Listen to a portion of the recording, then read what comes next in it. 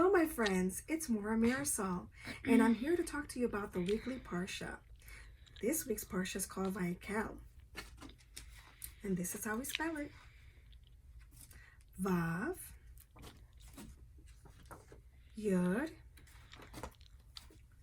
Kuf, Hey, Lamed. And that is Vayakhel, which means he assembled. Now, who's doing the assembling, my friends? Well, Moshe. Moshe is assembling the Israelites. He's instructing them on God's words, on his commands. And the first thing he wanted to inform them about is Shabbat. He told them what a special day it is. It's not only a weekly holiday, but it's a day of rest. There shouldn't be any work or nor kindling of fire on that day.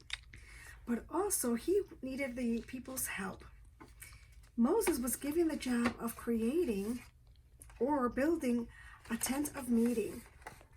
In this tent of meeting, there are many pieces of furniture, and they all required a lot of gold and a lot of bronze. So the people would come and give gifts to the specific workers that would create these pieces. Here we have the altar of sacrifice. This is the laver where the priest would wash their hands and feet before entering the tent of meeting. Here is the menorah. Here's the table for the showbread. There were 12 loaves, one for each of the tribes. And here was an altar for the incense. And there it smoked daily. And it gave a beautiful aroma of frankincense. Right here you have a veil. And behind the veil is the Ark of the Covenant, the Holy of Holies. A very, very special place that only Aaron could go to. So once the Israelites were asked for their help in providing gifts so that the altar and everything else, the furnishings, could be created, then they were given another task. All the yarn and all of the sewing that needed to happen for the priestly garments. The priest, Aaron, and his sons, they had what we would call like a uniform. Very special clothes that they would wear every day that they went to do their jobs. This is a picture of Aaron's clothing. Here he has a long blue tunic, and he has an apron over the tunic. In the front, you will see there are like 12 stones. Each of those stones had the names of the tribes. So there were 12 stones, one for each tribe. At the bottom of the tunic, he had pomegranates and bells. Very special indeed. And this only Aaron got to wear. But he had a very big job in being the high priest. What we're going to focus today is on Shabbat. Since this was the first topic that Moshe brought up, I felt that it's important to continue.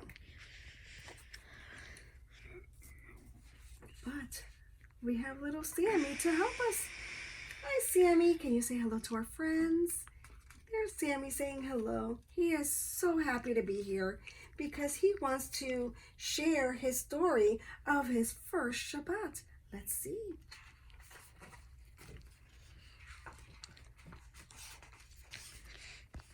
Early Friday morning, Sammy Spider looked out the Shapiro's kitchen window. Josh was turning on the garden hose. Suddenly, a spray of water hit the window, and Sammy jumped back, snapping a strand of his web. "Mother!" he called as he began to fall. Mrs. Spider caught Sammy mid-air. "What's Josh doing?" Sammy asked, catching his breath. "He's watering the flower beds," she explained. "Tonight, when the family gathers for Shabbat dinner, Mrs. Shapiro will put fresh flowers on the table." Does your Ima or Mommy put fresh flowers on your table for Shabbat? They're very special, aren't they? Will we celebrate Shabbat too?" Sammy asked. "Silly little Sammy," answered Mrs. Spider. "Spiders don't celebrate Shabbat. Spiders spin webs, and you need to fix the new hole in ours." "I'll fix it later," said Sammy. He was busy watching Mr. Shapiro unpack a bag full of groceries for Shabbat dinner. Sammy looked down at all the food. "I wish I could celebrate Shabbat," he thought. But when he saw his torn web reflected in the bottle, he remembered his mother's words. Spiders don't celebrate Shabbat. Spiders spin webs. I'll fix it later, thought Sammy, following Josh into the dining room.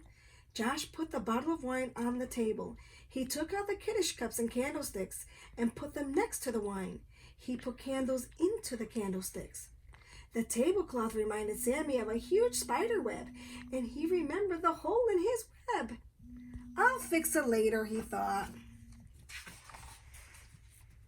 Instead, he wandered back into the kitchen. Josh had finished lunch, and he was helping Mrs. Shapiro make challah. She kneaded the dough and divided it into 3 parts. Josh rolled each strip and placed them side by side. Mrs. Shapiro took 1 strip and crossed it over the middle strip. Then she took another strip and crossed it back over the other way. Left over the middle, then right over the middle, she said. She did this again and again until the bread was braided. Sammy watched carefully. Left over the middle, then right over the middle, he repeated, practicing on the strands of his web. The effort made him tired, and he dozed off. While Sammy slept, Josh went up to his bedroom. It was time to clean up his toys. Sammy woke up to the sound of music. The sun was setting. The Shapiros were gathered around the dinner table singing Shabbat Shalom.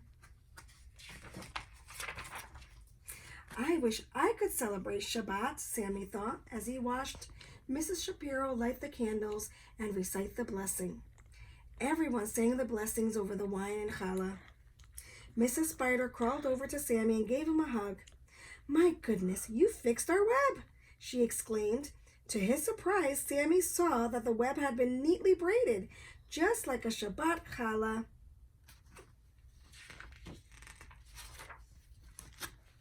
Sammy listened while Mr. Shapiro read Josh a bedtime story. He climbed up his web and fell asleep. The next morning, Sammy watched Josh get dressed for synagogue. He chose his favorite sweater and kippah. When the Shapiros left for Shabbat services, Sammy climbed up his web and noticed a tiny new hole.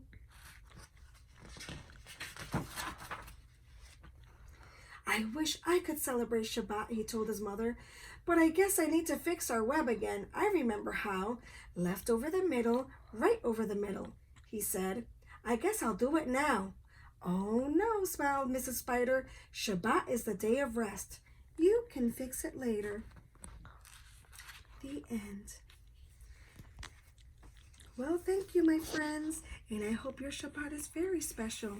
Until next time, bye.